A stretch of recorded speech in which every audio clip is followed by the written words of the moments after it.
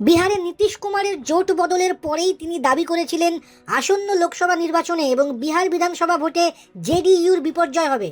Vote কুশলী প্রশান্ত কিশোর এবার পূর্বাভাস দিলেন নরেন্দ্র মোদীর নেতৃত্বে লোকসভা নির্বাচনে বিপুল জয় পেতে চলেছে এনডিএ। সংবাদ মাধ্যম আজ তাককে দেওয়া সাক্ষাৎকারে পিকে বলেন, বিজেপির নেতৃত্বাধীন এনডিএ এবারের লোকসভা ভোটেও নিরঙ্কুশ জয়লাভ করবে। পশ্চিমবঙ্গে 2021 সালের বিধানসভা ভোটের পরেই পরামর্শদাতার ভূমিকা থেকে সরে দাঁড়িয়েছিলেন পিকে। আনুষ্ঠানিকভাবে আইপ্যাকের সঙ্গে যুক্ত থাকবেন না বলেও জানিয়ে দেন তিনি। তবে তার তৈরি সংস্থা আইপ্যাক তৃণমূলের পরামর্শদাতা হিসেবে রয়ে গিয়েছে। এই পরিস্থিতিতে পিকের মন্তব্য তাৎপর্যপূর্ণ বলে রাজনৈতিক পর্যবেক্ষকদের একাংশ মনে করছেন।